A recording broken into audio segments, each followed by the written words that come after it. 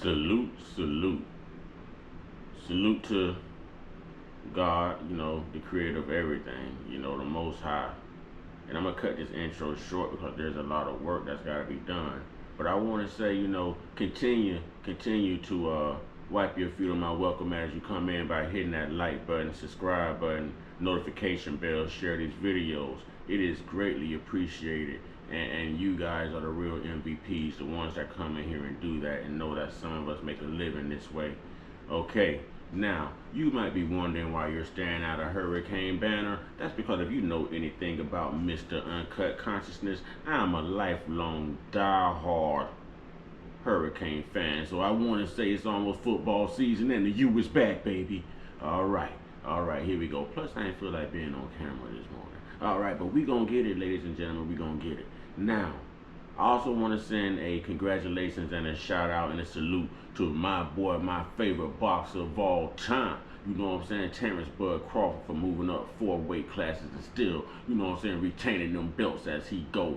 4 weight classes, 4 different titles, history in the making. Shout out to Terrence Bud Crawford out of Omaha, Nebraska. Keep doing your thing, bud. All right, now here we go. Ladies and gentlemen, a lot of people are wondering why. Before I get into that, hold on, man. We got to keep it traditional. Let's back this thing up. Y'all know what we got to do. One time. Yeah. I say one time. Yeah. I say one time. That's one time for everybody. One time for especially the creator. You know what I'm saying? And let's get into it. A lot of people are wondering, and this don't seem like a subject to all, but I think it's a subject to many. A lot of people are wondering why Kamala Harris just won't come out and, tell people who she is and why she is allowing, her colleagues to paint her as something she's not. And we all see Kamala playing this role. We all heard the fake Southern accent down in Georgia when she had the twerker and when she had Mr. Hopper not the suicide with the Uzi. On stage, we heard her say, we did it in 2020 and we gonna do it again in 2024. Yeah, we don't say 4, we say 4, Kamala. 24. You know what I'm saying? We say 24, we don't say 24, we say 24. Come on, man. Not to knock anyone who does say 4 and speak properly. We should be speaking that way, but we don't. All right, let's get into it. So a lot of people are wondering why Kamala Harris just won't come out and say she's either black or not black, or why she's trying so hard to get the black vote, and why they are throwing another, Obama at us. They are not calling Kamala, O Kamala. You know what I'm saying? Obamala, there it is, Obamala. They're calling her Obamala. All right, so let's get into this because even her dad now has spoke up. And I found this rather interesting. Let's go. You oppose legalizing weed. That's not true. I know. And look, I joke about it, half joking. Half my family's from Jamaica. Are you kidding me? Donald Harris, from Jamaica, an economics professor at Stanford University, says this: my dear departed grandmothers, as well as my deceased parents, must be turning in their grave right now to see their family's name, reputation, and proud Jamaican identity being connected in any way, jokingly or not, with the fraudulent stereotype of pot-smoking, joy-seeking, and a pursuit of identity politics. If anything, regardless of who you vote for, I do hope that as a black person, you are starting to see that you are being used by your culture, not by your intellect. You're not. Now, what they just said, and I can't read their names, unfortunately.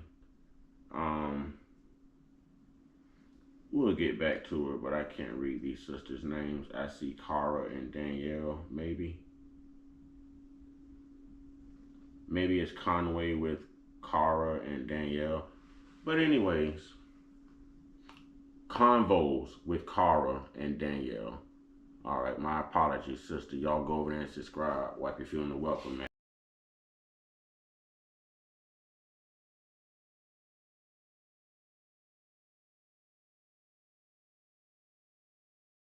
Now, that's something very important that they said, because they're not using us for our IQ. They're using us for our trends. They're using your culture against you. They're using the color of your skin against you. Against you. And the reason I'm having this conversation with everyone, we're all America. Let's get that understood. Regardless of our opinions, regardless of our skin color, regardless of the ethnicity, if you are here, if you are born here, if you pay taxes here, you are American. Let's get that understood. All right. Now, the reason I find this conversation important, and I'm learning this from my Spanish brothers and sisters. I've been brushing up on my Spanish, y'all. I'm trying to do big things and go places. And to be in this line of business, you got to be able to communicate with everyone. All right. I might speak some Spanish for y'all one day when I feel, what's the word? When I feel confident. Okay. But here we go. The reason I'm saying that, and the reason I say I learned from my Spanish brothers and sisters as I continue to communicate with them, is that the Spanish is different. Okay, they are different. When it comes to the Latin, Hispanic, Spanish community, I mean, listen, you've got Puerto Rico, you got Cuba, you got Venezuela, you got Guatemala, you got Honduras, you got Mexico. All these people speak a different language, and they'll tell you they're different. Although we look at them as just being Spanish, they will tell you, no, I'm Latino, or no, I'm Hispanic. And they listen, this is how they classify themselves. But to us, simple-minded people here in America, because you speak Spanish, we automatically think that maybe you're just Mexican. All right, the reason I'm bringing this up is because Cameron brought up a very strong point, and I've been telling people Jesse Jackson ruined us in the 80s. He ruined us. Cameron brings up a very strong point. I want to give a shout out to my boy, Philip Scott on the African Diaspora News channel. He does great work. Y'all go over there and subscribe. Definitely subscribe. Wipe your feet on the welcome mat. He's not for everybody, but the brother does great work. All right. I want to bring up this interview that he's talking about with Cameron. Y'all listen. I've been running around, busy, and everything. So let's get to our brother Cameron here, because I want to let that video play, because some people may not have seen this video. And then after I let the video play, I'm going to play it again, but then I'm going to be stopping at certain points for certain reasons. So let me go ahead on and cue this video up. And come on, where we at? All right, Cameron, there we go. Let's get Cameron going here. Honest with you. I'm being totally honest with you. And I know we got to get back to our topics. We already a few minutes in. I'd rather feeling black than African American. Because Africans don't even with us. Wow. Because they don't. And Americans do? Well, you're American, Mace. You're born in America. When you go to the Olympics, and when I say African American, you go over there, they call us Yankees and all that. They put us, but we're not from the motherland. We're from America. So I'd rather say I'm a black American. When we go to the Olympics as a country, and somebody black is fighting from the United States, you don't say African American. You say American. You don't even put a color on it. It's an American fighter fighting a European fighter, or China or Japanese or anything. You're known in the Olympics as an American. It doesn't matter what color you are. You're an American fighting against somebody from... He has a great point. I just watched the U.S. men's basketball team, come back from behind on Serbia yesterday with a stunning win. Steph Curry had an immaculate game. Embiid had an immaculate game. Kevin Durant had an immaculate game. I mean, they were on. Devin Booker, they were on. These guys were down by 17 points. My emphasis in saying this is I saw a majority of black people on that U.S. men's basketball team. And what I'm getting at here is it was called the U.S. Olympics men's basketball team. It is a black man who was treated unfair. throughout his time in the league. Carmelo Anthony, who still holds the record for the most points ever scored in a U.S. Olympic basketball game. 37 points. Steph Curry came close yesterday to touching that. You know, he had 36. 36. But they're not calling it the African American U.S. Olympic men's basketball team. They are calling it the U.S. Olympic men's basketball team. Let's get it. Cameroon or Senegal, whatever. The point being is they don't categorize it when it's world competition, but when it's other needs to be categorized. So I consider myself a black American. I don't consider myself African American. And shout out to all my Africa, much love. But y'all don't consider us real Africans. All right, so you heard everything he had to say. So now I'm going to play it again, and I'm going to stop it at certain points and interject, because there's a lot of things that he said. And this is one of the reasons that we do not consider Kamala one of us. She's not like us. Her ethnicity, her background, her culture does not resemble anything about us. Ladies and gentlemen, I'm about to get deep before I let Philip Scott make his point. There is a difference between an African American, a black American, and yes, I'm about to say it, an Israelite. Now, if you Google a picture of an African, I don't care what state in Africa, I don't know if it's called a state, but there's different states in the country of Africa, okay, I would say. If you Google these black people, and you look at them, and you look at us, there is absolutely no resemblance. We look different, you can tell. Yes, their skin is black. America is going to focus on that, but that's not their culture. They don't consider themselves black. They are going to go by tribe.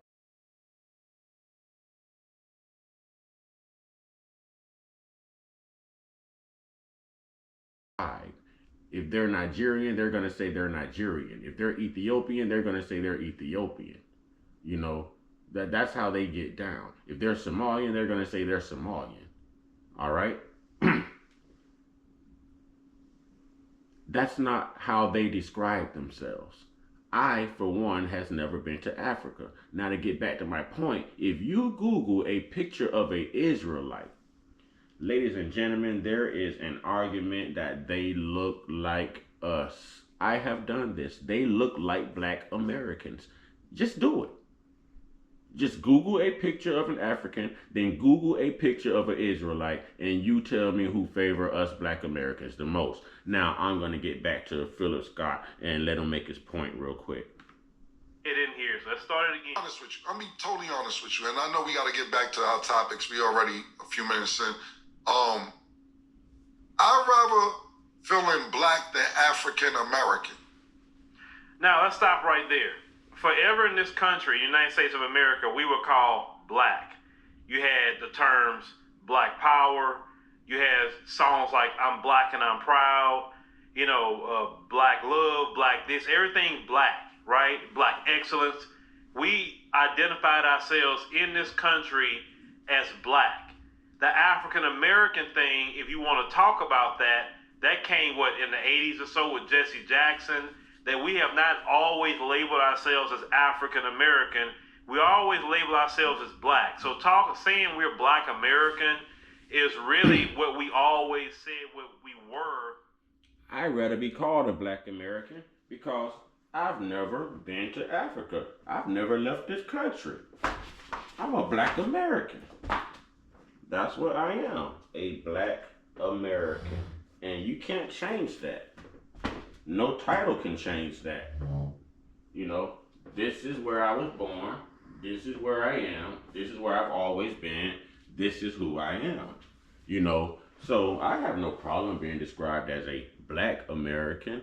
I think that's a very valid description. I think it's a very accurate description. All right. But why must we even throw black in the picture? Why can't I be an American? Why can't we be classified as Americans like everyone else. But I'm gonna let Philip Scott make his point here. In this country as a particular ethnic group. But let's continue. We get in. Wait a minute, I gotta do this. Y'all know I'm a clown. Kamala ain't black. Even her dad just spoke up. He said his parents would be rolling in their graves. She even said to Charlemagne the God, half of my family is from Jamaica. She never claimed the heritage, y'all. And she pretended that they smoked weed. Are you kidding me? Half of my family is Jamaica. But you're locking these same black men up for possession of marijuana. Over 1,500 black men. Y'all want to vote for Kamala, though. Let's go. Into ethnicity, race, etc. later. Because Africans don't even with us. Wow. Now, he just said that Africans don't, he said, mess with us, right? Let's talk about that. As black Americans in this country, we all are together. Yeah, we got our differences here and there, but we're all together. We never separated from each other. You understand? So when you have different groups that came in, let's say from the Caribbean, came in from the African continent, what did they end up doing? They didn't say, okay, let's go and just go with our black American brothers and sisters. What they end up doing is separating themselves, right? And when they... Kamala didn't go black. She separated herself. Candace Owens didn't go black. She separated herself. Let's get it. What's her name? Ketanji something Jackson on the Supreme Court? She didn't go black. She separated herself. They separate themselves into Nigerian groups. They separate themselves to Ethiopian groups. They separate themselves. Okay, this is a little Haiti over here. You know, this is Jamaica area here, and everybody kind of just stayed to themselves. That is something that we never did as black Americans. You understand? So you have people that racially look like us, racially have a African origin, but yet this is the first time that we experienced a rejection like that by supposedly our own people, our distant cousins. And you have to understand that black Americans have been the ones that wanted to promote global unification more than anybody else of black people. Y'all don't remember when Tiger Woods got absolutely ecstatic and upset and angry because they were calling him black and African American? Do y'all remember this early on in his golf career? Oh, this brother had a fit. This brother came out and released his ethnicity. He told everybody he wasn't black. I'm this, I'm that, I'm this. I am not African American. I am not black. Ladies and gentlemen, how is this different from Kamala? How is this different from Drake? How?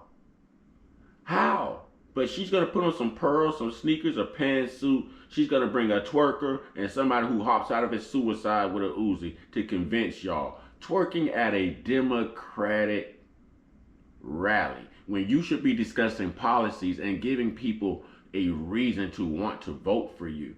Address your record. Since you said you'll put your record up against any, Donald Trump's record any day, then address your record.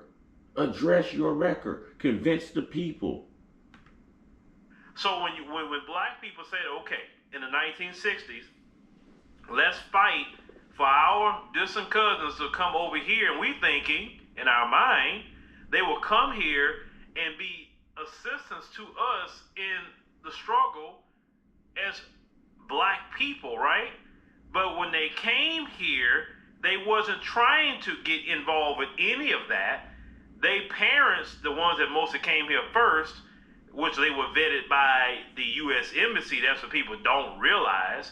They vet these people that come in and make sure they don't let in the Julius Malema types. They want to bring in the Candace Owens. They will bring in the Jesse Lee Petersons. That's who they're... Ladies and gentlemen, he's absolutely correct. My other half is Bangladeshian. She got here at the age of 13. First time she ever wore a pair of tennis shoes. She's used to living in a hut with no doors, where even something as simple as a monkey can walk right in and hop on your dinner table and steal your dinner or either attack you. Bangladesh, ladies and gentlemen, where the floor is made of clay. She was taught to speak English. She was taught this culture. And they also came out and told her not to be associated with black people. Ladies and gentlemen, I am her first black American. Yes. Yes. These are facts. These are facts. And I have someone in my life who can verify this. And she's of an Indian descent. And I'm sorry to say this, but no one is as prejudiced towards black people as most cultural Indians, especially those in India. You know, even some of those in Bangladesh, where my better half is from. So this is all truths, ladies and gentlemen. This is not an assumption. They're bringing over here. So since they're bringing that over here, of course they don't want to get with us. Of course not. And then the folks tell them when they come here, stay away from them black Americans. Leave them alone. You know, you can do things good by yourself still. Don't talk to them. Don't whatever. Then, when some of them have got over here, don't marry black Americans. Stay away from the Akata, the Jareer, and all that sort of thing. So when black Americans heard that, that was actually, whether they admit this to you or not, those of you who could be listening globally and throughout the world, that actually hurt black Americans because, listen, we're rejected by the white supremacists, that's fine. We don't want to be with him. But our own people rejected us. Our own people that, look, it's even worse when supposedly our own people that come from the motherland reject us, supposed to know better than that, and yet they kept rejecting us. We talking about America. I'm not talking about the continent. This is an American conversation right now. We'll get to the continent later. So you keep doing something, when you keep rejecting a person, when you keep hurting them, when you act like you're better than them, right? When you do that, eventually a person's going to respond by saying, you know what? Okay, fine. I'm going to accept it. You don't want to, be with us. You don't look at us as family. You don't, like we look at you as family. So that's fine. No problem. We kind of got over the hurt and pain of that, because that is hurtful when family rejects you, right?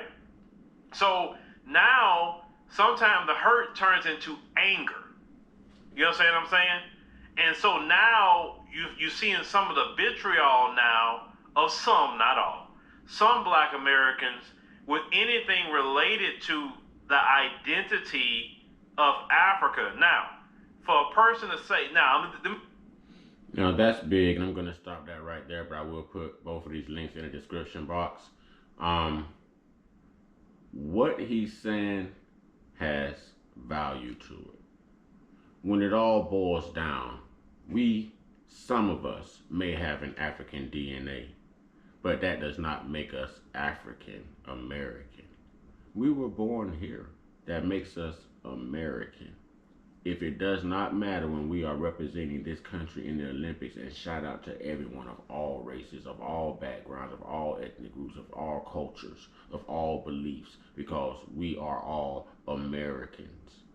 There's Americans like Jokic who returned home to play with his country's basketball team. Matter of fact, he played with Serbia yesterday.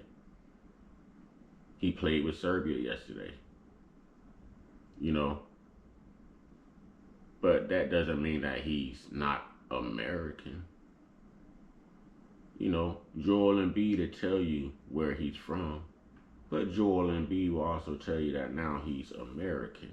Ladies and gentlemen, Kamala is not like us, and we have to stop being so easy of being convinced and persuaded just because someone dresses like us, or they're wearing a Jordan brand, or their skin looks like us. Ladies and gentlemen, pay attention to their values. Pay attention to their culture. Ask them the hard questions. Don't just throw your votes away.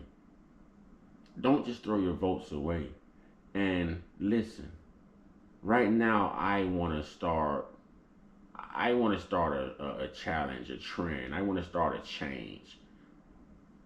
I'd rather be known as a black American than an African American because all of my opportunities has come right here in America. The language I speak is American. If I travel to Africa right now, they would know that I am a black American the minute I open my mouth. But maybe my DNA would tell them that I have some African culture in my blood, in my lineage. Does not mean that culturally I'm African because I live in American culture. I was raised in American culture. I am a black American. So my challenge to all black people right now, let's stop using this Jesse Jackson, language, his terminology, this verbiage. We're not African Americans, okay? I'm all right with being called a black American. I don't know why we just can't be called Americans, but I'm all right with being called a black American. I'm all right with that. My opportunities have come right here. And I'm going to close by saying this. We all are brothers and sisters under God. We all are relatives. We're all God's children. And while we make this big push for black people to try to come together, let me tell you something. When I was down and out, living out of my truck with all of my belongings in my back seat and, stuff just spread out everywhere. In 108-degree weather, AC not working, on disability, but, can't find a job at this moment because, the immigrants are just sweeping all of the job opportunities. And when I say immigrants, I'm speaking black immigrants, Spanish immigrants, I guess what the world classify as yellow immigrants. Not sure what that is, but I guess that's the Asians or something like that. They classify as yellow. Black America didn't help me, with the exception of my mother. Black America didn't help me. It was America. It was white America, my brothers and sisters. So I have mad love for white America. I have mad love for black America. But most of all, I have love for America because we all are God's children, regardless of color. Regardless of color. So while y'all are busy thinking that we're trying to pull Kamala down and why are we doing this to a black woman? A, she's not black. And B, I just gave you an example of how black America didn't help build me up or lift me up or save me. It was white America. It was white America. And I'm grateful for that. And I love the hell out of white America. And I love the hell out of black America. And I love everybody because we are all the children of the Most High. We just have to figure out how to get this thing back on track. We all need to unify and stop using these titles. And Kamala, stop playing black. With that being said, y'all know what to do. Get your one-on-one. Get your one-on-one. Get your one-on-one with your higher power. There's only one God. There's only one life to live. There's only one salvation. There's only one chance and one decision to make. Okay, ladies and gentlemen, make the right decision. Let's stay prayed up, stay blessed up, meditated up, stay protected, stay real, stay woke, stay uncut, be inspired, be great, and unlike Kamala Harris, be you. Ashe, ladies and gentlemen, have a great morning out there in the work field.